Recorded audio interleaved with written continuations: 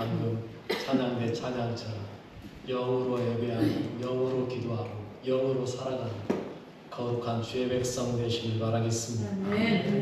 추석 명절이 다가오면서 마음이 분주할 수 있어요. 그러나 여러분 그 분주한 마음을 가지고 이 자리에 앉아 계시면서 혹시 5분 여기 앉아 있는데 생각은 지금 우리 자녀가 지금 어디쯤 올 것 같은데 빨리 끝나고 가야 되는데 막 이런 생각 혹시 가지고 계신다면 내려놓으세요.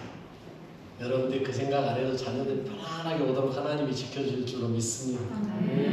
여러분 우리의 삶에서 제일 중요한 건 예배입니다. 여러분 하나님께 나를 드리는 거예요. 하나님께서 나를 드리는 가장 좋은 방법이 예배거든요. 여러분 예배를 통하여 하나님은요 우리에게 은혜 부어주세요. 오늘 새벽 예배 말씀에가 그 이야기가 나오더라고요. 의인에 대해서 이야기하는데요. 의인이 어떤 사람이 의인에 대한 설명은 없어요. 그냥 의인은 감람나무 같아. 의인은 하면서 쭉 나와요. 그런데 표제가 나오더라고요. 표제가 의인이 누구냐? 표제가 바로 안식일에 관한 노래예요. 여러분 즉 내가 하나님 앞에 예배드리러 나오는 그 사람들이 의인이에요. 오늘 이 자리에 여러분이 앉아 계시는데 여러분들이 곧 누구예요? 의인이에요. 여러분 우리가 하나님 앞에 예배드리는 것 이보다 더 중요한 게 어디 있어요?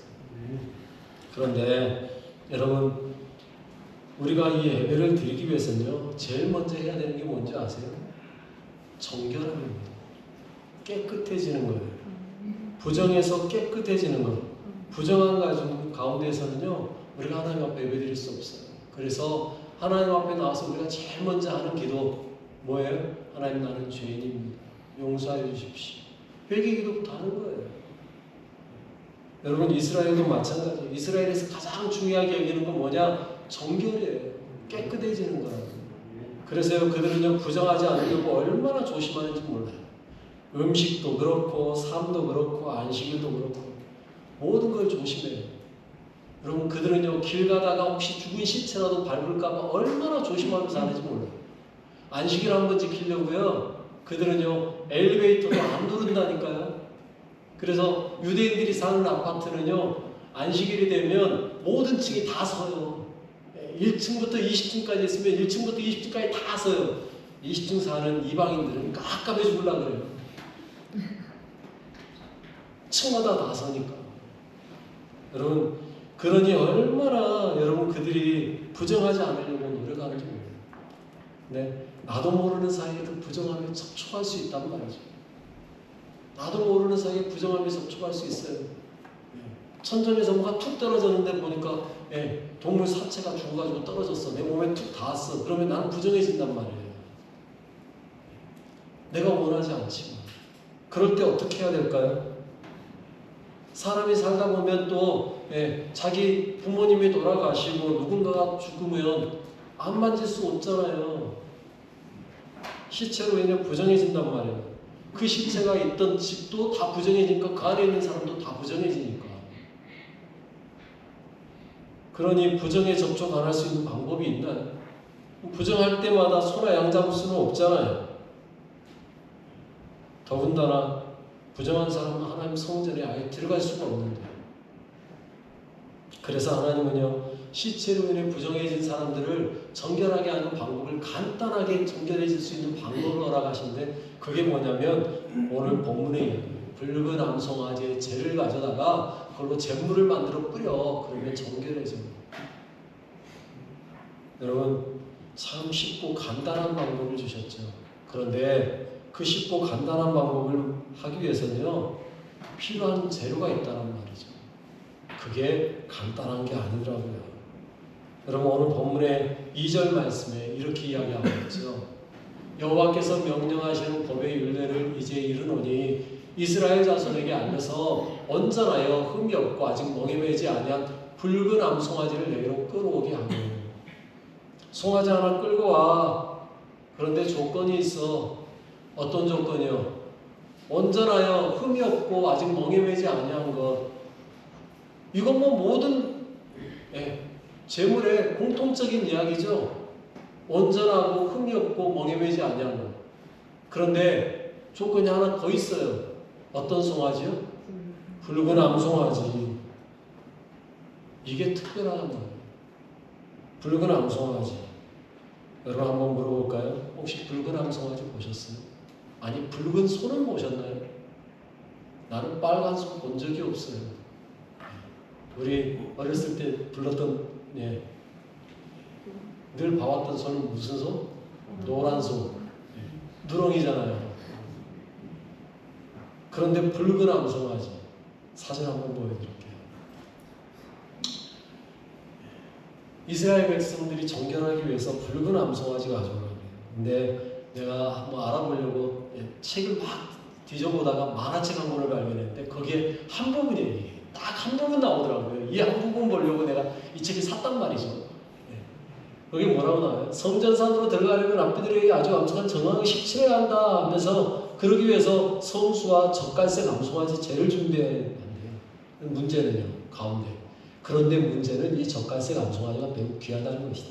아브라함의 시대부터 이런 송아지는 9마리밖에 없었다. 정황식을 진행하고자 미국인 사업자들이 10번째 젓갈색 암송아지 태어나기 위해서 최상의 교비를 준비해서 하고 있는데요. 그래서 한 마리가 태어났었는데 문제는 3년을 기다려야 되는데요. 2002년에 모든 조건을 갖춘 암송아지가 이스라엘에 발견했는데 2살 되는 흉터가 생기고 하얀 털이 나왔어요. 땡! 이라는 이야기예요. 털이 하나라도 빨간색이 아닌 게 나면 땡이에요. 근데 2002년에 그거 하나 발견했는데 딱 좋다가 2살 때 흰털이 하나 딱 나오면서 땡! 돼버린 거예요. 여러분, 저기에서는 아브라함 때부터 9마리라 그랬는데 아마도 내가 볼 때는 모세 때부터였을 것 같아요. 왜냐하면 아브라함 때부터 빨간 암송아지 필요 없었으니까. 모세 때 이제 필요했으니까. 어찌됐건 그렇다는 얘기입니다. 여러분, 이 세상에 단 9마리 존재했대요. 9마리. 지금 10번째 암송아지, 붉은 암송아지 찾으려고 이스라엘 백성들 눈이 뻘개가지고 찾아다녀요. 그 귀한 암송아지를 하나님이 끌고 오라 그래요. 그리고 하는 말이 뭐예요? 3절 말씀. 너는 그것을 제사장 엘르아살에게 줄 것이요 그는 그것을 진영 밖으로 끌어내어서 자기 목전에서 잡게 할 것이다. 그 붉은 암송아지를 제사장인 엘르아살에게 줘. 그리고 그가 그 제사를 진행하게 해. 여러분, 정말 중요한 정결의식을 위해서 사용하는 암송아지인데 왜 하필 대제사장 아론이 아니고요 엘르아살에게 주라고 이야기할까요? 왜 그 중요한 임무를 엘르아살에게 맡길까요? 성경에 답이 있더라고요. 7절에요. 이렇게 이야기하고 있습니다. 제사장은 자기 옷을 빨고 물로 몸을 씻은 후에 진영에 들어갈 것이라 그는 저녁까지 부정하리라. 여러분, 그가요 붉은 암송아지 제를 만들기 위해서 제사를 지내면요 그가 부정해져요. 제사장이 제사 지내고 부정해지는 경우는 없어요. 그런데 유일하게 붉은 암송아지의 제사를 지내는 사람은요 정결해지지 않고 오히려 부정해져요. 저녁까지 부정해요. 여러분, 대제사장이 부정해지면 돼요? 안 돼요? 대제사장이 부정해지면 뭐 해야 되는지 아세요? 소 한 마리 잡아야 돼요.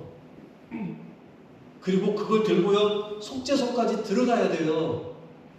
그러니 얼마나 어마어마한 일이에요. 그리고 그가 부정해 있는 동안에는 다른 사람들은 속죄를 해줄 수가 없어요. 그러니 대제사장이 아니라 그 밑에 있는 엘르아살이 그 다음 차기 대제사장 후보거든요. 그러니까 수석 제사장이에요. 그에게 맡기는 거예요. 또 제가 이름에 대해서 궁금해서 봤거든요. 이스라엘 백성들의 이름은요 그냥 지어지는 게 아니잖아요. 이름의 의미가 분명하단 말이에요. 하필이면 하나님이 왜 엘르아살일까 찾아봤더니 엘르아살이라는 이름의 뜻이 뭐냐면 하나님께서 도우셨다. 여러분, 무슨 말이에요? 부정함을 깨끗하게 하는 데는요 하나님의 도우심이 없으면 불가능하다는 이야기예요. 그 암송아지 제가 그 사람을 부정해서 정결하게 만드는 게 아니라 하나님의 도우심이 있었기 때문에 정결해지는 거라는 이야기예요. 여러분, 그렇게 해서 엘르아살에게 맡겼어요. 그런데 엘르아살은요 어떻게 하는 거예요? 참 독특해요. 제사는 어디에서 드리는 거예요? 성막에서 드리잖아요. 그런데요, 이 붉은 암송아지의 제사는요, 성막이 아니에요. 어떻게 하라 그랬어요? 진영 밖으로 끌고 나가. 진영 밖에서 드려지는 예배예요. 여러분, 진영 밖에서 손잡아서 예배 드리는 경우 있는 거 보셨어요? 지금까지 한 번도 없었어요. 진영 밖에서 불사르서 드리는 예배는 있어요. 속죄제. 속죄제는 피는 받아가 성막 안에서 피를 받아서 그 피를 회막 안에 들고 들어가서 뿌리고요. 그 잡은 짐승은 들고 나가가지고 성막 밖에서 불살라요. 이게 속죄제예요. 그런데 오늘 본문에서는요, 처음부터 아예 산채로 끌고 나가요. 이런 속죄제는 없었어요. 그런데 하나님은 그렇게 하라고 그래요. 엘르아살에게 끌고 나가라고 그래요. 그래서 밖에서 잡는 거예요. 부정함을 제거하기 위해서 잡는 송아지. 그런데 보니까 여러분, 그가 끌고 나가서 엘르아살이 잡느냐? 아니라는 거예요. 잘 보셔야 돼요. 3절 말씀에 그렇게 말하고 있잖아요. 그는 그것을 진영 밖으로 끌어내어서 자기 목전에서 잡게 해라. 잡게 해라. 그 말은 무슨 말이에요? 네가 잡지 말고 다른 사람 보고 잡게 만들어. 그 이야기예요. 즉, 그 제사를 주관하는 사람은 엘르아살이지만 혼자서 다 하는 게 아니라는 이야기죠. 그를 돕는 누군가가 또 있다는 이야기예요. 그러면 엘르아살은 뭐 하느냐? 4절 말씀이에요. 이렇게 이야기하고 있어요. 제사장 엘르아살은 손가락에 그 피를 찍고 그 피를 회막 앞을 향하여 7번 뿌리고, 피를 뿌리는 예식을 엘르아살이 하는 거예요. 여러분, 피는 아무나 못 뿌리고요. 누가 해야 돼요? 제사장만 뿌릴 수 있어요. 그러니 그 피를 뿌리는 일은 엘르아살 네가 해. 어디로요? 회막 앞을 향하여. 잘 보셔야 되는 것 같아요. 왜냐하면 다른 모든 피는요, 회막을 가지고 와서 회막 안에서 뿌렸어요. 그런데 이건 아니에요. 잡은 그 자리에서 밖에서 잡았잖아요. 그러니 다시 들고 들어갈 수 없어요. 피 들고 들어가는 사이에 벌써 이미 피는 굳어버리니까. 제가 볼 땐 회막 앞을, 회막 문 쪽을 향해서 그냥 뿌리는 거예요. 7번. 그 피가 회막 안으로 들고 들어오지 못했다는 이야기예요. 그리고 그 다음에 뭐예요? 불사르는 거예요. 이제 짐승을 불사르는데 5절 말씀이에요. 이렇게 이야기하죠. 그 암소를 자기 목전에서 불사르게 하되 그 가죽과 고기와 피와 똥을 불사르게 하고. 엘르아살이 사르는 거 아니에요? 사르게 하라 그랬으니까 다른 사람이 불사르는 거예요. 아마도 이 사람이 아마 그 붉은 암소가지를 잡은 사람이겠죠. 잡은 사람이 직접 불을 사르는 거예요. 근데 하나도 남기면 안 돼요. 가죽부터 똥까지 다 사르어야 돼요. 남김없이. 거기에 더해지는 게 있어요. 뭐예요? 6절에 동시에 제사장은 백양목과 우슬초와 홍색 실을 가져다가 암송아지를 사르는 불 가운데 던질 것이고.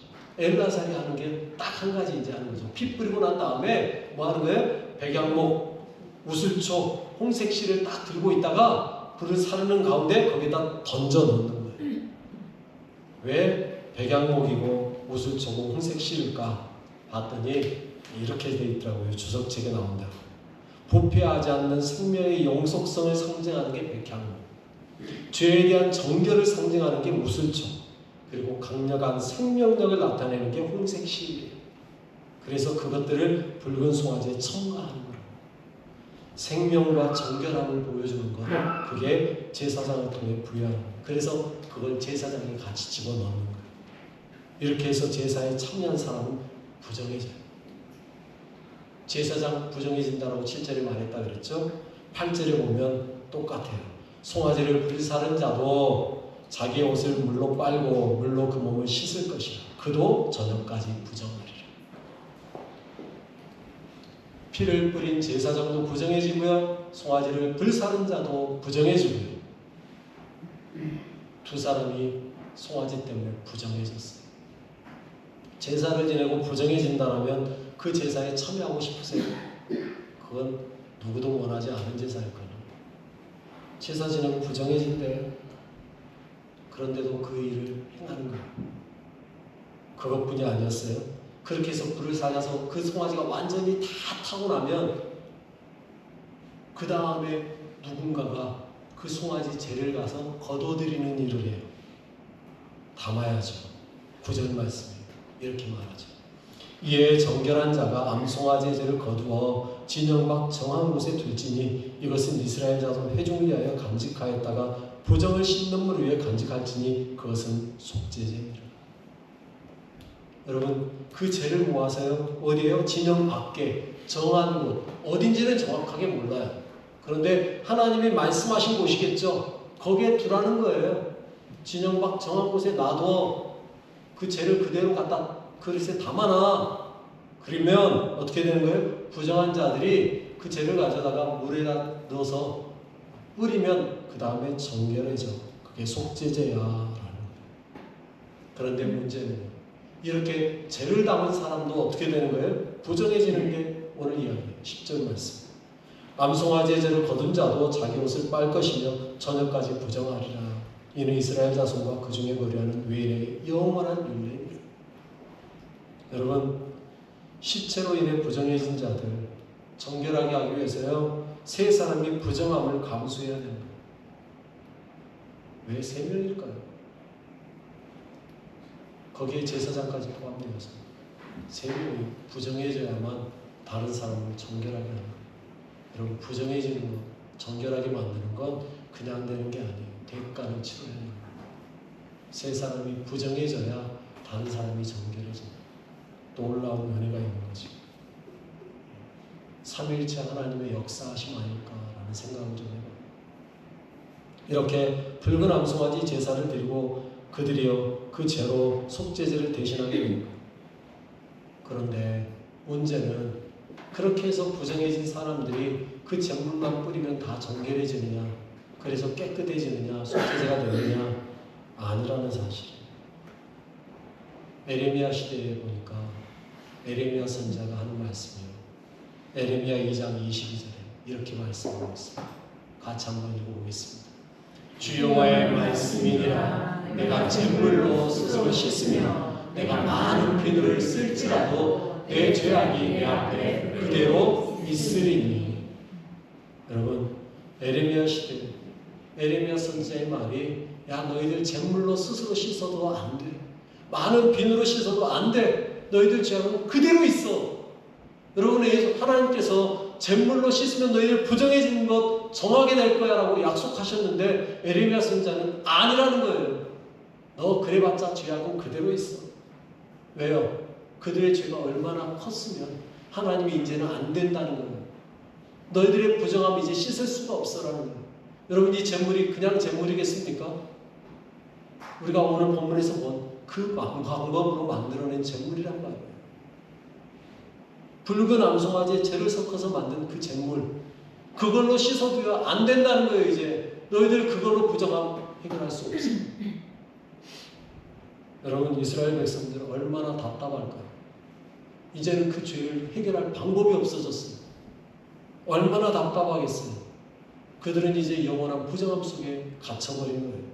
그런데 에레미야 선지자의 이 말에서 끝나는 게 아니라 놀라운 말씀이요. 그 다음 말라기서 3장 2절에 나와요. 읽어보겠습니다. 그가 임하시는 날을 누가 능히 당하며 그가 나타나는 때 누가 능히 서리요. 그는 금을 연단하는 자의 물과 흠에가는 자의 잿물과 같을 것이다. 여러분 잿물로도 씻을 수 없는 죄가 있는데 누군가가 나타나면 그는요 금을 연단하는 자의 불과 펴배가는 자의 잿물 같은 자가 될 거라는 거예요. 그가 나와서 잿물로 씻어버린다. 뭐를요? 우리의 죄를. 불과 같이 연단하는 불과 같은 자가 있다는 거예요. 펴배가는 자의 잿물 같은 자가 나타날 거라는 거예요. 그가 말라기 선지자의 예언이에요. 그가 임하는 날 누가 당하면 그가 나타날 때 누가 능히 서겠니? 누굴 이야기하는 거예요? 예수 그리스도. 예수 그리스도. 여러분 그 어떤 비누와 그 어떤 잿물보다 더 강력한 죄를 씻는 능력을 가지신 분 그분이 바로 예수입니다. 그분이 사하지 못할 죄가 없어요. 여러분 그렇다면 붉은 암송아지보다 더 강력한 분이 누구예요? 예수 그리스도. 결국 이 붉은 암송아지도 누굴 말하기 위해서 이야기하고 있는 거예요? 예수 그리스도. 여러분 붉은 암송아지가 지금까지 몇 마리 나왔다고 이야기했죠? 9마리. 그런데 10번째 그런 붉은 암송아지는 누구란 이야기예요? 예수 그리스도. 여러분 10번째 10이라는 숫자는 무슨 말이에요? 완전한 거예요. 여러분 우리의 죄를 완전하게 부정하여서 정결하게 만들 수 있는 분은 누구란 이야기예요? 예수 그리스도. 그래서 예수님이 어떤 술만 잡아도 어떻게 되는 거예요? 부정한 자가 정결해지는 거예요. 그 부정함으로 꽉 차 있던 혈루병의 여인도 혈루병의 근원이 말라버리고 정결해지는 역사가 왜 나오는 거예요? 예수 그리스도. 그분이 그 어떤 제물로도 씻을 수 없는 죄를 씻어내는 거룩한 분이시기 때문에 여기까지 설명하면 딱 맞을 것 같은데 제가 붉은 암송아지 이야기를 알아보려고 인터넷에 들어갔다 저도 놀란 이야기가 나왔어요. 사진 보여드릴게요. 유튜브에 나온 이야기예요. 일부러 제가 유튜브 저거까지 다 캡처했어요. 뭐예요? 제대로 안 보이시죠? 붉은 암송아지입니다. 몇 마리 보여요 지금? 4마리. 근데 한 마리가 안 찍혔어요. 지금 5마리가 나왔대요. 미국 텍사스에서 5마리의 붉은 암송아지가 나왔어요. 2022년의 이야기입니다. 그래서요 그것들을요 다 이스라엘로 공수해 왔어요. 그런데 작년에 한 마리가 탈락됐대요. 남은 게 4마리 남은 거예요.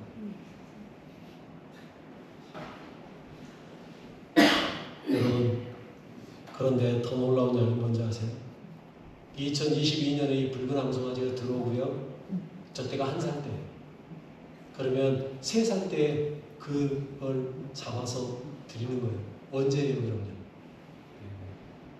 올해예요. 2022년에 1살 때 데리고 왔으니까 올해예요. 올해 2024년에 저 붉은 암송아지의 죄를 가져다가 제사 드리면 제가 나오는 거예요. 그런데 아직 제사 드렸을까요? 못 드렸을까요? 못 드렸어요. 왠지 아세요? 2023년에 무슨 일이 있었어요? 이스라엘 하마스가 이스라엘을 공격했잖아요. 왜 공격했을까요? 이유가 뭘까요? 저는요 이해가 안 됐어요. 하마스가 도대체 정신이 나간 걸까? 왜 공격했을까? 그런데요 하마스가 직접 자기들이 공격한 이유를 이야기했는데요. 한 장 더 넘겨보세요. 하마스가 직접 나와서 한 이야기예요. 저게 유튜브에 말로 나왔는데 어차피 말해줘도 여러분들 알아보면 못 알아먹잖아요. 그래서 밑에 번역이 좀 많이 나와 있어요.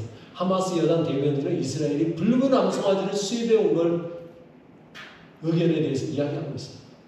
무슨 말이에요? 붉은 암송아지 들고 들어왔잖아 너희들. 그것 때문에 우리가 너희를 공격한 거야. 그 이야기하고 있는 거예요. 붉은 암송아지 들고 들어온 게 뭐가 문제인데요? 이유가 뭘까요? 붉은 암송아지 들고 있는데 그게 하마스의 공격은 무슨 상관일까요? 좀 전에 보여드렸던 만화 한 장 더 보여드릴게요.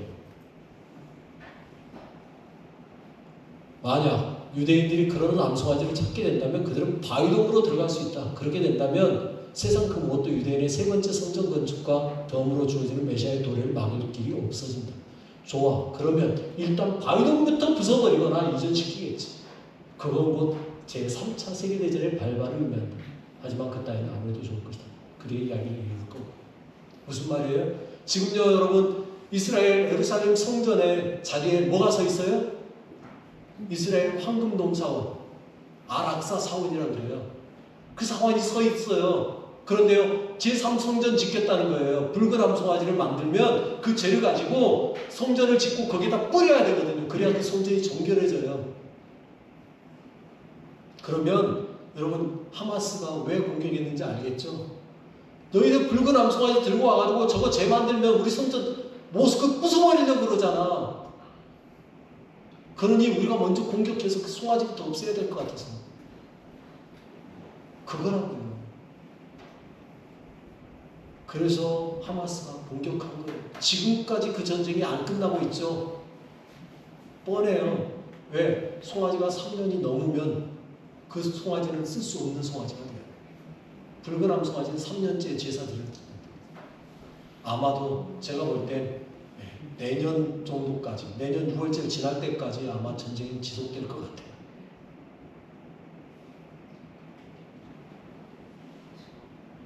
제 생각이에요. 아직 제사 지내지 못하고 있고요. 당연히. 거기에 대한 이야기는 제가 여러분 좀 전에 보여드렸던 유튜브 영상에 대한 거는 오늘 오후 예배 끝나면 제가 링크 올려드릴게요. 한번 궁금하시면 카톡에 올려드릴 테니까 보세요. 그런데 여러분, 제가 좀 전에 말씀드렸던 거 기억나시죠? 예수님이 10번째 암송아지라고. 그런데 암송아지가 어떻게 나타났을까요? 그것도 5마리나? 그건 뻔하죠. 뭐예요? 유전자 조작한 거죠. 여러분, 하나님이 주신 게 아니란 이야기입니다. 유전자 조작을 하니까 5마리가 한꺼번에 나올 수 있는 거예요. 자연적으로 나온 게 아니에요. 사람의 힘으로 만들어낸 붉은 암송아지. 하나님은 그거 기뻐하실까요? 그걸로 드려지는, 그걸로 만들어낸 붉은 암송아지의 죄로 정결해질 수 있을까요? 아니라는 거죠. 하마스가 그냥 들어간 게 아니라고요. 하나님의 역사하심이라고 봐요, 저는. 그렇게 본다면. 제3성전이 필요해요? 필요 없어요? 필요 없어요. 왜요? 이미 성전은 누가 성전이세요? 예수님이 성전이시잖아요. 본인이 그렇게 이야기하셨잖아요. 요한복음 2장 21절에. 넘기고요. 그러나 예수는 성전된 자기 육체를 가르쳐 말씀하신 것이다.